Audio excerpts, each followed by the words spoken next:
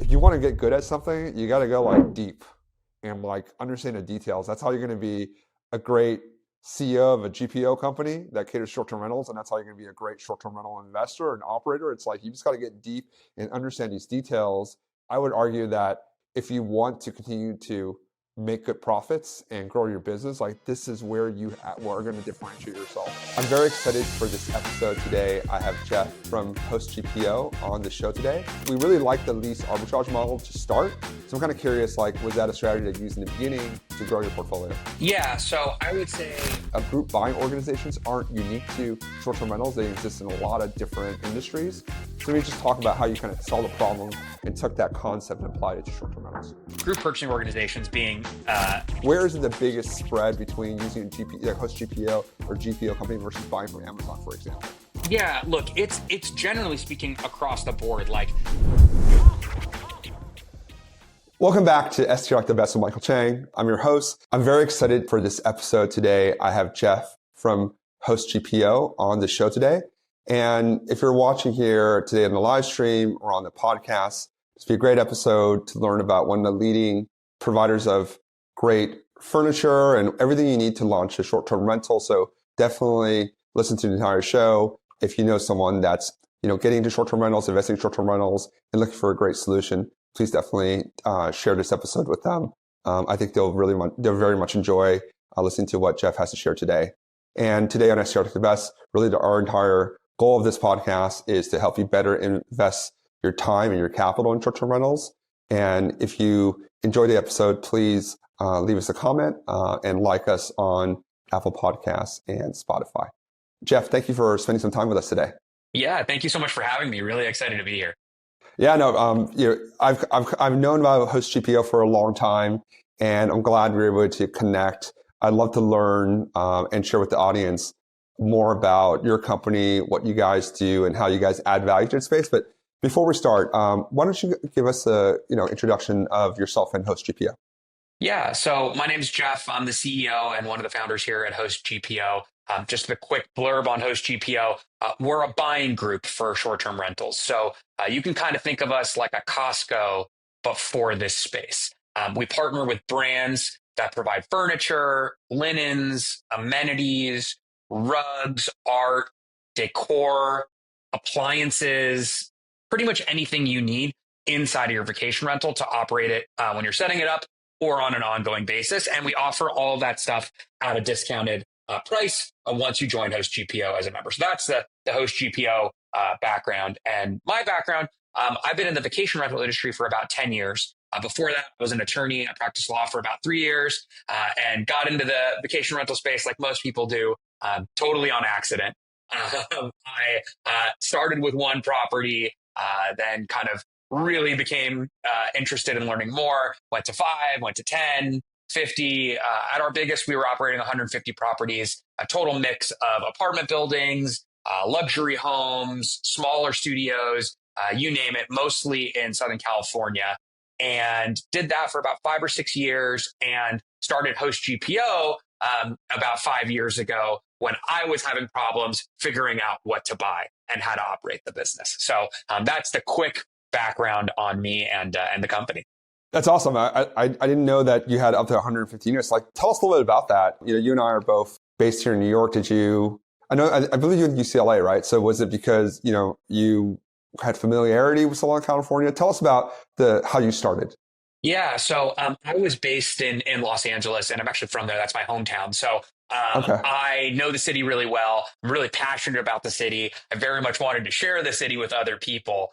And I got into the space back in 2015 when it was kind of impossible not to just knock it out of the park. It was a really, really big time in the space. And there was, I'll call it a really good learning moment because there was a lot of space to learn and make mistakes. But I got into the industry by working with real estate developers who were buying and flipping homes. And my model was if they purchased a home and they were waiting for entitlements that could take, a year and a half to get. So I would work with them during the time when the home was empty in between and furnish it and then rent it out during that period. And then when they were ready to do construction and flip the house, I would move out at that time. So that's kind of how I got started with my first 5 or 10. And then once I got up to about 40 or 50, we really started branching out into property management as well. We had a team in place and we started managing properties for others and just kind of kept growing from there. So it was a combination of leased properties, purchased properties, and we had a brokerage at the time, and also property management. And we were really just opportunistic in terms of the deals we were looking for. Got it. So with those first, units that you were kind of taking advantage of this white space between, when the property was purchased by the developer and when, they were able to kind of execute their business plan, was it like a lease arbitrage model or did you manage it for them? Because, we really like the lease arbitrage model to start. So I'm kind of curious, was that a strategy that you used in the beginning to grow your portfolio? Yeah. So I would say the beginnings were in a combination, but mostly lease arbitrage. That was kind of the big unlock for us early. Again, this was 2015. It was a different time. And I will say that model allowed for us to rent the property at about 50% of the market rate. That was because it was a huge benefit to the homeowners, to the real estate developers who weren't property managers. The homes were otherwise sitting vacant, and we would handle all of the property management work as well. And so we were really just a net benefit to them over zero by operating the properties during that time. So that was the model, and it worked very well. It's a great value creation, right? Like literally a zero for them. If they get any dollars, they'd be happy as long as they knew that, you would take care of it. And I mean, not akin to what happens now. Obviously, the market has shifted since then. As you evolved, what helped you or what drove you to kind of diversify the business? Because for us personally, we started with lease arbitrage. We still do a fair amount of lease arbitrage now. We take the lease arbitrage profits and then we go and buy properties. That's kind of our model. We have about 40 properties right now. We started late 2016, so we kind of started around the same time. We started here in New York, though, because we lived here. The rules were, different back then. And then our portfolio has now transitioned to Philadelphia, and then we own in, other markets in the country, namely like Tennessee and then the Catskills. Yeah, I think that was our model as well early on, taking the profits from lease arbitrage and rolling it into either other business opportunities or purchasing assets. When things started to shift for us into working in property management as well, it was because we already had a core team built out. We had runners on the ground, maintenance staff, messaging, all of our software was pretty much lined up. We had a good tech stack.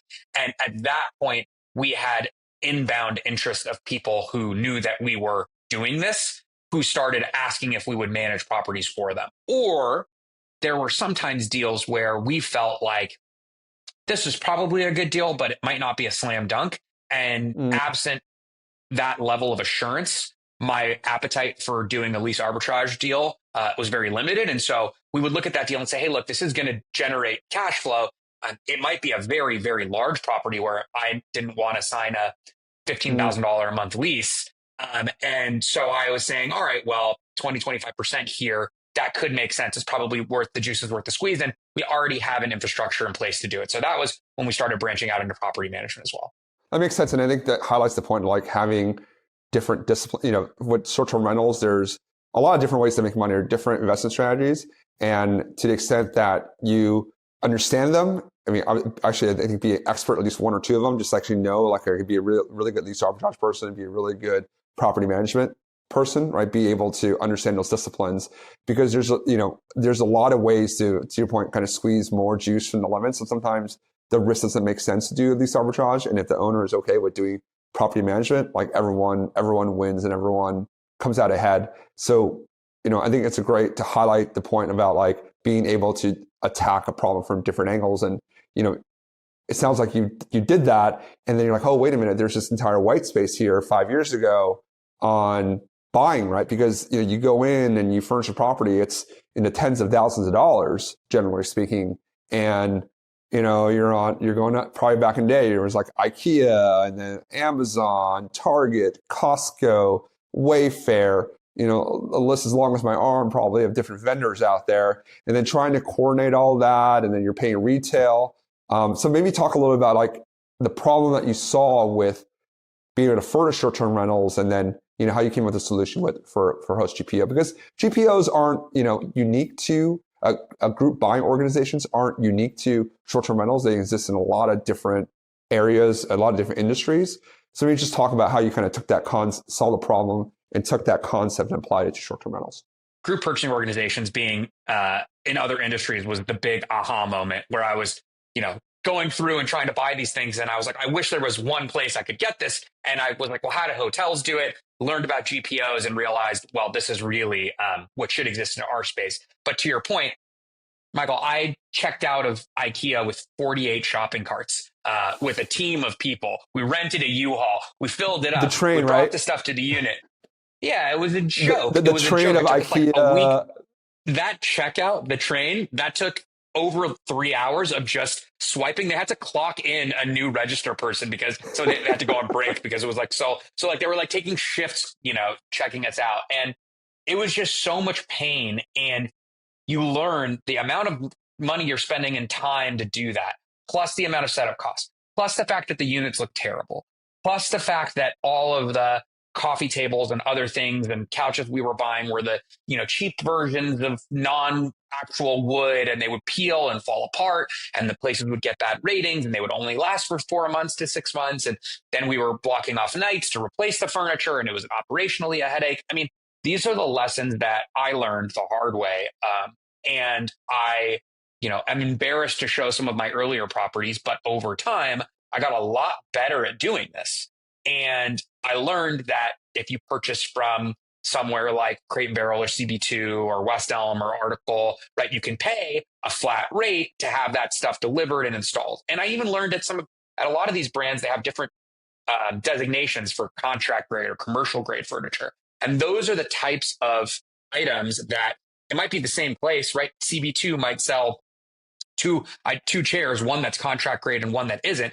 It just means that item is meant to be used in a commercial setting. So a hotel is going to use it, a restaurant is going to use it, and they're buying the same thing. They're just made with less moving parts. They're rated under certain standards to take a certain amount of weight, like all of these different types of things that go into, that type of furniture. Just learning about that, understanding how it worked, understanding that you're not just purchasing the physical item, you're also purchasing the logistics of the installation and saving time and so forth, right? That from a furniture perspective was absolutely eye-opening. And then those learnings, they spanned across linens, figuring out how the hotels companies buy linens, amenities and soaps and shampoos and so forth.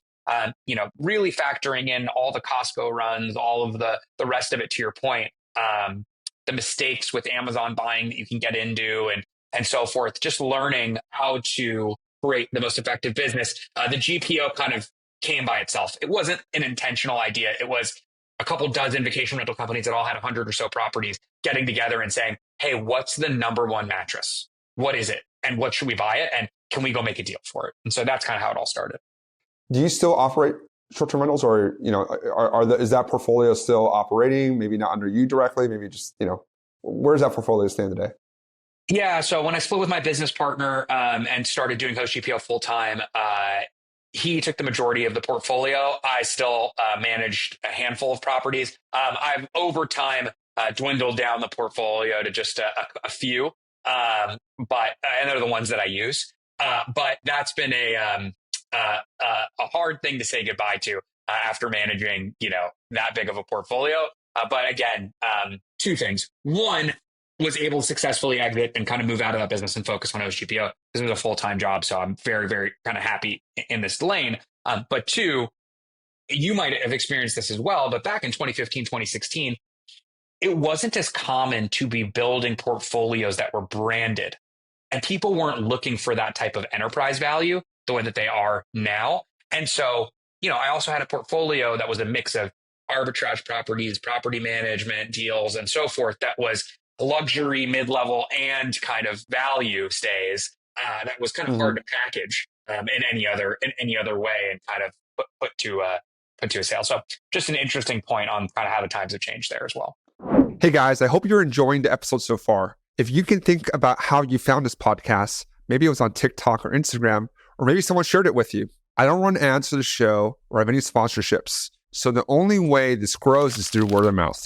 If my podcast is valuable for you in any way, please hit the subscribe button and share this with someone who you think would help their investing journey or business. Thanks a lot, and let's continue on with the episode. Yeah, no, well, you made the point about like you'd be embarrassed. You said you'd be embarrassed to show some of the properties that you did before. I don't think you'd be embarrassed to the P&Ls though. It was definitely early days, but there was a lot. There's a lot of margin back then. You could have done anything, and it would have been pretty difficult to lose money. And the space, like with your company and others, has professionalized, right? Like it's a lot more. I wouldn't say institutionalized because it's still very big. There's still a lot of fragmentation, and where small, mid-level or mid-size operators like me, we have 40 units. We have people in our STR Like the Best program that have 5 that make money, that have 100 that make money. It's definitely leveled up, but people can still do very well in the space. Another point I highlight too is like the equity value point, the enterprise value point that you called out. This isn't a bit, in my view, an arbitrage business is really run for cash flow. Like you're running it to get the cash. So, it's low capital intensity, at least in the beginning, right? It's just mainly the furniture, maybe a security deposit, right? You're running it for cash, right? How do you convert that cash into equity value? The way that we've done it is by buying other properties, right, that we own that have equity value, and hopefully will grow that equity value. If you have a property management company, you obviously can sell that property management company, but it needs to be a certain scale. And to your point, either the same geography or same luxury, whether it's luxury, budget, or whatever type it is, there's to be kind of a common thread, and it has to have the systems and processing and the books for it to sell to another buyer that's going to pay a real multiple to that. And then there's building businesses around that, right? Which is what you've done too. So it's a great way to get started, right? But having that end goal in mind, I think is really critical. And kind of said that in a very, very, you said that very, very well in the way that you've developed your portfolio. Like, hey, I've gotten a bunch of cash flow from this. I bought it. Now let me take this cash flow and build something of equity value. I think for you, it's for HostGPO, and it's done very well. And creating equity value for others like me that, we're looking for a solution. Like we just built out a number of arbitrage units 2 weeks ago. And, we still use Amazon here and there, but we definitely use using GPO company that can help us consolidate a lot of that. And it's a lot of brain damage that we get to avoid by having one vendor that's able to, get us better pricing, better quality, and have one kind of neck to wring when something goes wrong versus going to a bunch of other people. So maybe just talk a little bit about that. Like when someone buys a new property and needs to furnish it, arbitrage units, needs to furnish it, has a new property management client that the house is empty or needs to be redone. Like where HostGPO like best place to be in that process? Yeah. So look, I think that there's two real fits. One is if you've got, I would say more than 6 weeks, more than 8 weeks, and you're about to furnish either a client's place which is really the sweet spot. You want to be in a place where you have at least 6 weeks to furnish something, just for what that's worth. Your options, you'll save more money and you'll be able to get better quality product just by the nature of timing of delivery of furniture and selection and so forth. That's just a good rule of thumb for anybody that's listening. Just keep that in mind. But if you're about to set up a new property, whether it's a 20 unit building or a 5-unit building or one home with 5 bedrooms or 3 bed, you will probably want to sign up and talk to us and take a free consultation call. So we do these 3-month free trials where you join. And I would encourage everybody to take a consultation call because our team is made up of experts who do this all the time. And who work with people who are setting up properties all the time. So whether you want to leverage our free interior design program, we work with a lot of our brands to offer free interior design, whether you want to have us refer you to a designer to do it, or whether you want to do it yourself and just talk to somebody about procurement and what to buy, we'll walk you through the process and the timelines of, okay, you want to order your furniture first, then you want to order your linens at this point, then you want to order your mattresses at this point, and so forth, and help guide you through that entire process. And it's one thing to be able to say, this is what we would recommend. This is what we think you should buy. It's another thing for you to be able to try it yourself. And so a big part of what we do, we work with, for example, Standard Textile. That's the largest linen company for hospitality in the US. It's who Marriott, Hilton, Hyatt, Ritz, they all buy from them. And we're the exclusive partner for them in the short-term rental space. And so you're able to buy their linens at a significant discount. But I pointed out because you also can get free samples of those quality towels and linens and so forth, and try them out to know what you're buying, what you're putting in your place, being intentional about it, and so forth. So, I think for setting up a property, you want to get in touch with us at least 6 weeks before if you can. If you can't, then maybe it's only linens and mattresses and rugs and things like that will make sense. We can help you turn a property in like 2 weeks, but again, that's hectic and you're going to limit your options. The other thing I think that makes a lot of sense is if you're a property management company or you're even an operator that has more than 3 properties, you're probably buying paper goods, cleaning supplies, soaps and shampoos on an ongoing basis. And, we partner with everybody from, the Malin and Getz's and, the keys and public goods. We even have our own kind of Kirkland signature line that's like a very nice looking, very inexpensive soap and shampoo that it is better than the pricing. We also have a lot of the stuff that you buy on Amazon, the same exact stuff, just direct from that company. So better pricing on that kind of stuff. And again, there's savings over time by being able to purchase probably the same items that you're getting at a discount, or try something else that might even be better, and also might be at a discount. So I would say to your question, if you're setting up a new property, ideally you have 6 weeks plus, and we can help you with whether it's with a free interior design program or getting you samples or walking you through what to buy. Or if you're kind of operating at 3+ units and you're purchasing on an ongoing basis, it would make sense to sign up to. That 6 to 8 weeks, I think that's a great data point. A lot of people, they kind of, if you're buying a property, especially, you have a little more lead time just between signing and close. If you're a property manager, you obviously have a little bit of time where like the client's going to sign and you have some time. Arbitrage may be a little more difficult. Usually the leases start a little quicker. So you do need a little more, you might not have 6 weeks, you might have 2 weeks. So it sounds like you have a solution or different solutions for kind of different timing bands. The question everyone's going to have is, and the question I have is, if I'm spending $10,000 to furnish a 2-bedroom apartment and I'm doing it through Amazon, Target, Wayfair, Costco, and if I went through HostGPO, what type of savings can I expect? Yeah, so our average members save about 40%, 39 something percent. We have the industry's guaranteed best discounts. So we partner to make sure that each of our brands that we work with guarantee that HostGPO gets the best pricing. So interesting. That is part of our value proposition.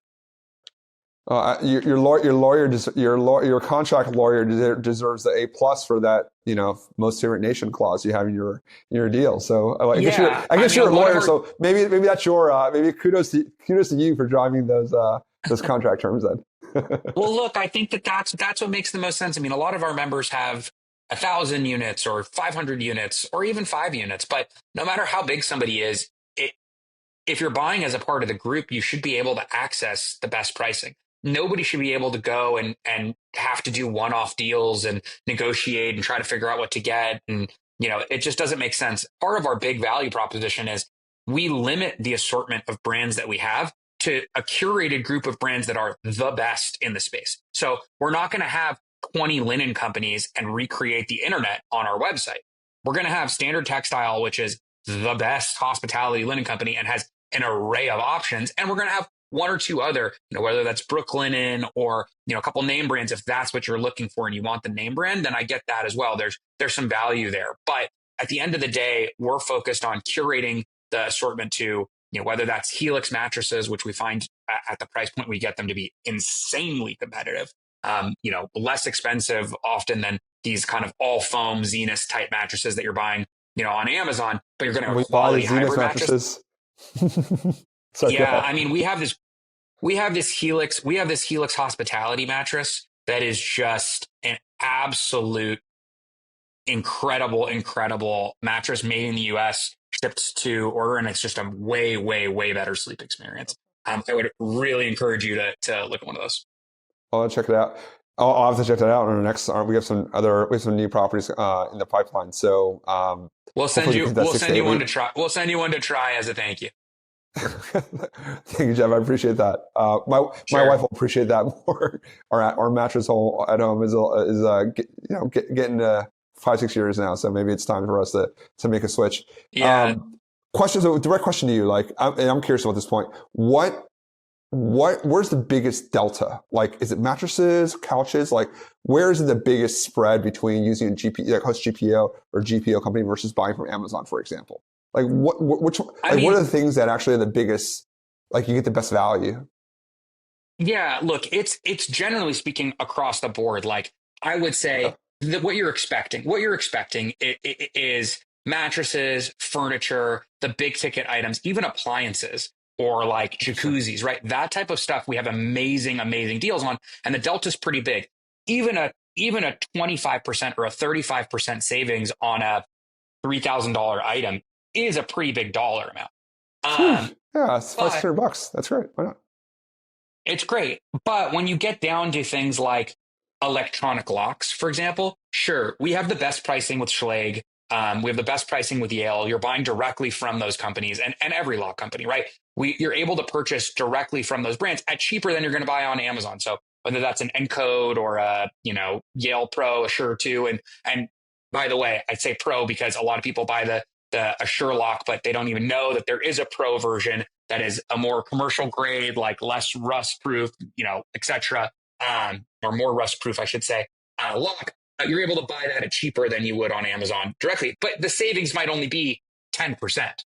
So it's across the board, but on higher ticket items and on things like mattresses and furniture, and I would say linens and amenities too. A lot of the amenities, people, when you buy amenities on the retail market, you're buying soaps and shampoos for retail that are at, one bottle servings.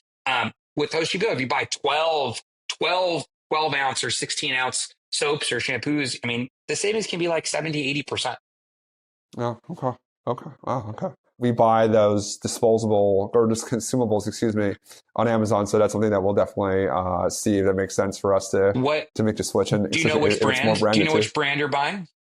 I remove myself from that part of the business. Anything that's on Amazon that's Smart. over 250, it still goes to my email box to improve, but those fall Sure. below my threshold. So, No, I was going to say they start to add up when you add them all together, all those small individual purchases. I mean, look, this isn't a 50% margin business, right? We're not selling software here, right? We're selling a service, right? So, these are typical SMB margins, right? We're doing 25, 30%, like, as you know, right? So if you can save a couple points, I mean, if it's the same thing, you're shaving a couple points on margin. I mean, that's drop down margin to you and it makes your business that much more profitable. Yeah, my question to you is like, what would be a reason for people not to use a GPO? Like, when is it better to go Yes. to Amazon, for example, versus using your firm? Yeah. If you're buying a TV, you should probably buy it off of Amazon for now. And that's because we don't do TV deals. We haven't done one yet. And the reason we haven't done it is because we don't want to put anything on our site that you can get for cheaper elsewhere. That's just the rule. Like, if you see an appliance, we partner with GE, you better believe that we're getting it at a better price than if you went to your local Home Depot to buy it or you went anywhere else to buy it. So that's why we have those appliances, washers, dryers, fridges, those types of things. But when it comes to TVs, like, it's very hard to negotiate and get a TV deal that makes sense for everybody across the board. And we haven't done one of those yet. And so you should buy that off of Amazon or off of Best Buy or something like that. Jeff, I should talk to you earlier. We just installed new washer and dryers at my new Catskill house, Home Depot. Paid LG, I forget what brand, all on taxes. I think I paid like $1,800. Yeah, I mean, Michael, every day that we're not talking to each other, you're losing $200, $300, $400 a day. No better advertisement than that. Helping me save money. You're speaking my finance language. Okay, well, very good. Well, yeah, I mean, you absolutely should. And I'll tell you, for my thing I always tell people is that profitability is a two-sided, two variable equation. I mean, on the one hand, by buying the right types of products, whether that's like restoration hardware, if you're doing a super luxury property through us, or something more basic, there is the design aspect and making it look really good, and all of that, which you can do and increase your revenue. But there is also the second part of profitability that people always forget about, which is lowering your expense cost. And I think that we help solve both of those and make your business more profitable. That's a huge driver for us. And I think, to your point, way early in this podcast, you were talking about how you used to be able to kind of get away with anything. It didn't really matter. You were gonna book and so forth. But I'm a very firm believer that apart from saving people money, apart from all of that, our like big mission is to try to elevate the entire industry by making the quality of everybody's properties better without you having to pay a lot more. If I can get you something that's like, the price of that IKEA couch, but it's a much better couch, right? That elevates the quality of vacation rentals across the board. And then the rising tide will make people trust vacation rentals more as an asset class. Better, yeah. It will increase the amount of bookings that come in over time. And we will all help each other out as a community by doing that. No, I absolutely, I mean, yeah, definitely agree. I think as I'm just kind of thinking through my head now, higher quality, like higher quality linens, towels. I mean, the towels get, they get beat up pretty good, but high quality towels, high quality soaps, branded, especially when they're branded, it really elevates. One, it attracts the better booker that's going to take care of your place. It's going to pay more. Sure. It's not going to like nickel and dime you over a little thing. Someone walks into your property, it smells good. They go and wash their hands, and it's a soap that they recognize that if they were going to a nice restaurant, like, oh, okay, or like a nice something, oh, this is nice, and it, it smells good. That's why you walk into any hotel, you walk into a quality hotel, what's the first thing you see? Fresh flowers, and it smells good, and it automatically just like, oh, okay, I'm at the Four Seasons, I'm at the Ritz, right? You're not at a budget hotel. It's just like that elevation when you walk in. And you know what? Maybe, a knife was misplaced into the, spoon side of the drawer. People overlook that versus like you walk in and it's like, it's like, maybe it's a little musty, and then you go in, it's like not a great soap, and like the toilet paper is like one ply, and it's like in a worn towel, like, it just accentuates everything that like might not be perfect. Just, kind of where do you want to start that experience? And it's a great point that you highlighted, like help us all elevate the space, provide a better quality experience, and, help with the quality operators expand, better supply, you get better guests into your property, and everything just kind of works better. You're speaking my language, and I'm currently in a hotel and thinking about all of the things that you're saying. And, it's true. You give more grace when things are all set up mostly right? And you're less likely to. It's that first impression you get when you walk in. And my favorite example of this is hotel towels and sheets, because there are about 30 ways that you can get that wrong. And I will tell you that I didn't know about the types of towels that like this company Standard Textile makes. I didn't know that they have, to your point, they have commercially graded towels that are supposed to woven in a certain way to go through 100 plus commercial grade washes, which is probably 150, 200 washes of regular, cycle in-home washer dryer. And so when you go to use a hand towel, or your guest goes to use a hand towel and it's fraying and coming apart, that doesn't really feel clean. They have towels that are, and sheets that are stain resistant. And like, I didn't even know that was a technology that exists. And essentially, we can do a whole thing on towels and linens, but like, yeah, they have ways we should actually. I would love to learn more. Sorry, go ahead. I mean, it's unbelievable, the technology. I mean, they put the on the 60-40 blends, like the polyester cotton, they'll put the polyester yarn on the inside, and they have a proprietary blending method or weaving method where they wrap it in cotton. So it actually feels better when you touch it because the cotton's on the outside, but cotton doesn't absorb soil and dirt the same way that like synthetic materials do. So it actually washes out. And so like, that's how they do it. Or they like have quick dry towels where it's like, it's more plush in the middle than on the sides, and pre-laundered and color coordinated threads that run along the inside of the sheets so that, there's no hemline, so you can put them on both ways. I mean, there's all these hospitality optimized things that like, yeah, why are we, I know people who are sewing in threads or writing on the corner of the sheets, Queen and Sharpie. You know how much time that takes? Or even just doing your first load of laundry. If you were setting up 20 properties and you bought 3-par and you weren't just going to go straight onto the bed, which I highly would recommend not doing, and you were going to actually do the loads of laundry beforehand, think about how much time, money, and electricity and water and so forth is going into having to do all of those loads of laundry. This company partners with Tide and they ship the stuff pre-laundered in bags. It's room ready to go. That's how Marriott's buying all this stuff. That's how, Hyatt and all the big hotels buy it. You might as well be able to access the same thing.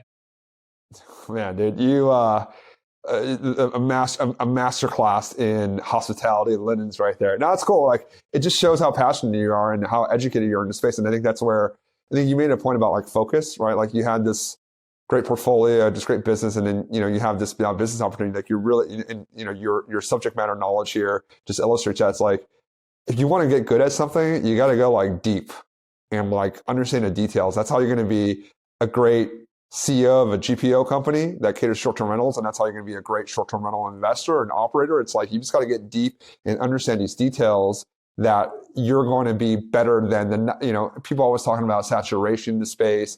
Is it too late? Is it over? I would argue that kind of the early adopter phase is probably at its end, and now we're kind of on the second phase of the industry where it's more professionalized. And if you want to continue to make good profits and grow your business, like, this is where you are going to differentiate yourself, right? You always got to pick the right market. You got to pick the right property. You got to design it well, but you got to furnish it and operate it well. And these things about linens and soaps and reducing your R&M with, or replacing your breakage with your towels and your linens, reducing your electricity and water spend with having the right commercial grade towels. Like, these things, they don't show up day one. They show up on the 50th, 75th, 100th turn, right? And you're replacing those things at the 50th turn when they could be the 150th. And if you're doing laundry in-house, like, your electricity bill is $700 versus $500. Like, but if it's every single month times X properties, like, that's a real thing. And that cost advantage, that operational advantage, if you have that built-in advantage over competition, then you have much more profits to work with to go and reinvest in your properties. If you need to have more flexibility in pricing, your break-even point is going to be lower than your competition. And fundamentally, you lean in on that, and that's how you win. Couldn't have said it better. That's how you win. That's how you win. Like, these things that you figure out, and and I'm glad that I'm learning on this, and I'm being educated on this. No one's going to know everything. And, part of this process of listening to podcasts and listening to different leaders of the industry, like, just things that the unknown unknowns, like, I didn't know that. And now and you're just like, okay, well, I might not be an expert like Jeff in linens, but at least I know that there's differentiation. I know there's a difference between commercial versus non-commercial. And that just, if it can get you part of the way there, you're probably ahead of 99% of your competition that you just didn't even know that this exists here. So if you're listening now, like, definitely check out HostGPO. Understand this part of the business, because lowering your build-out costs, lowering your operational expenses, having a better experience, and reducing the amount of OpEx you're spending on your cleaner, spending longer to get stuff clean because the linens are stained or sitting there with the bleach or with some cleaner trying to get it out. But if you have something that's designed for that wear and tear, it either doesn't stain or it's really easy to remove. So they're faster, the quality's better, you don't get the cleaning complaints, you get the 5-star reviews, you can charge more, you can build your portfolio and do all the great things that, us as investors in short-term rentals set out to do, right? It wasn't to like answer a gas message about, hey, your linens are dirty or your linens don't feel good, right? It's more like, hey, I had a great experience here. Here's a 5-star review. And let me refer your place to all my friends. Like, that's the client we want. That's the experience that we want.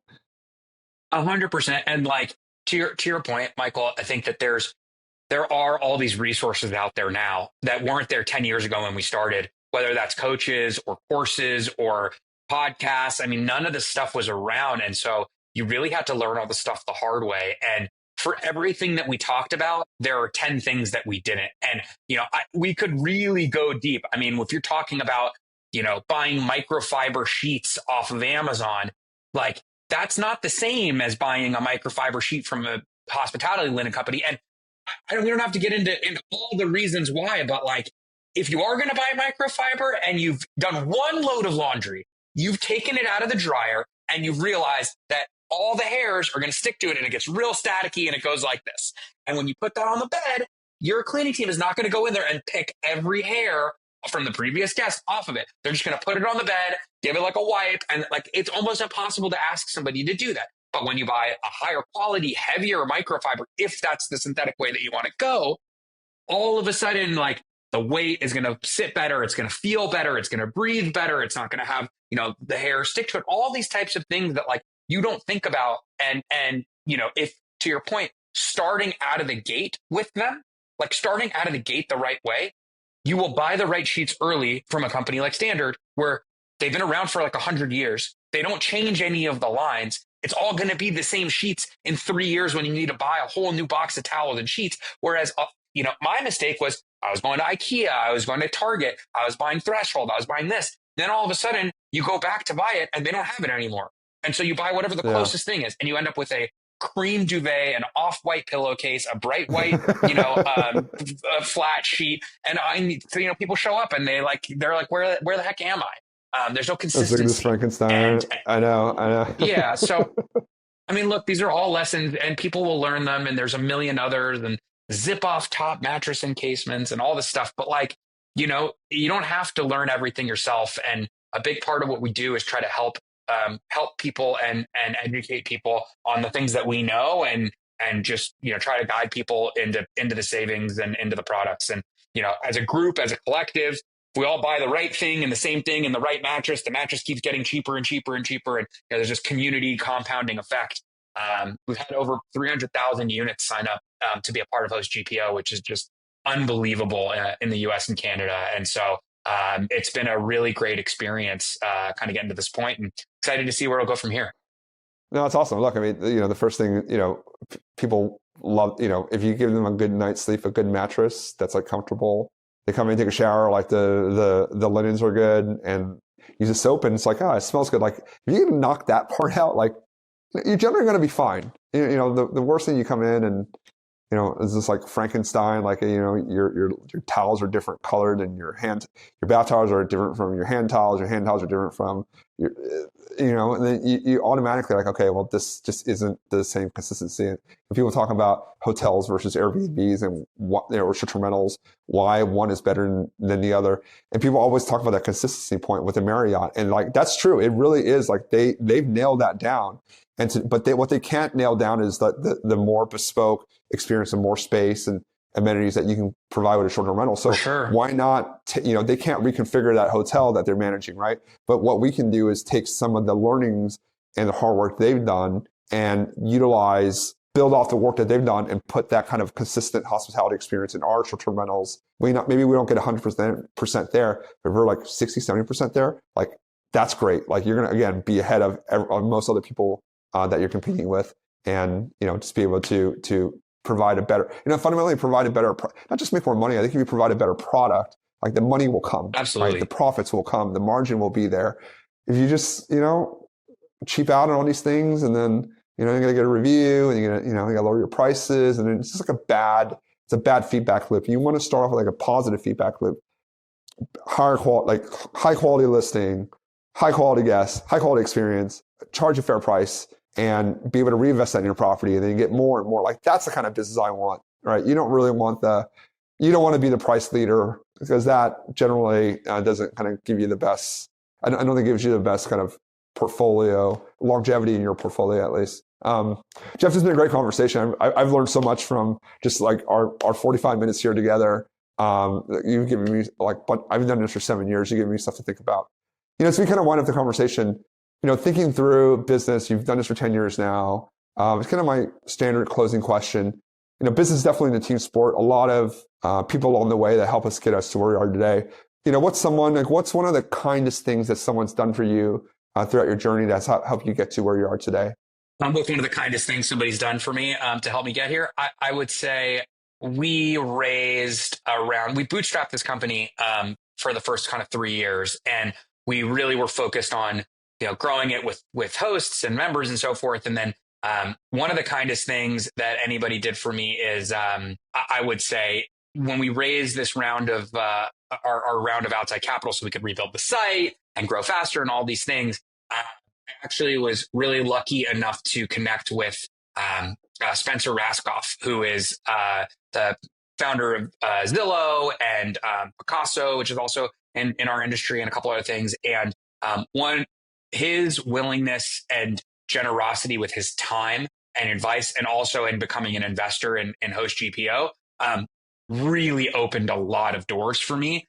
And I would say that more than anything else, his just general willingness and generosity with his time is one of the kindest things that you realize even the most successful, busy people are willing to take time and help lift others up. And I hope that as HostGPO continues to grow, that one day I will get to a point where I'm not, starting from the very, very first square right now. So there are definitely other people I'm trying to bring up with me, and help with time. But I hope that one day, no matter how kind of busy and successful or whatever ends up happening, I hope that I can give generously with my time the way that he and others have. That's a great way to close the show. And shout out to Spencer. I've heard his name come up a few times. He's been, brilliant that's guy. great to hear that he's been, being able to start Picasso and multiple companies and being able to help you along with growing HostGPO and helping the members in our space, take some of the advantages that the big hotels have and being able to utilize that into our short-term rentals. Hey, Jeff, again, thank you so much for spending time today. If folks want to reach out to you or to HostGPO, what's the best way for them to do so? Yeah, so I'm really active on LinkedIn. So check me out. Jeff, my last name is Illoulian, Iloulian. Or you can find us HostGPO. We have a great Instagram where we highlight a bunch of our members' properties all the time, so you can get some inspiration there. And we're on LinkedIn, or just check out hostgpo.com. I mentioned it already, but it's a 3-month no commitment trial, so you can sign up, check it out, log in, get your account approved, and all that stuff. And then after that, if you want to join, it's $120 a year. So it's kind of just like a Costco membership, super reasonable. You'll save way more than that. We guarantee you'll save more than that. If you don't, we'll refund you. It's more of a membership due, and being a part of the community and group that we're doing than anything else. So HostGPO or follow me on LinkedIn. Perfect. Well, we'll leave a link for your LinkedIn on the show notes, so if folks want to connect and reach out with you, and we'll put a link for HostGPO in the notes as well. So, I definitely encourage everyone to sign up, take a look. We've signed up. We're taking a look. We need to dig in further. And, I'm excited for... If you found this episode valuable, please make sure you hit the subscribe button so you can get notified when I put out new content on Airbnb investing. And if you want to learn about how to work with me more directly, I have links below on my description. Click on those and let's figure out how I can help you with your Airbnb investing journey.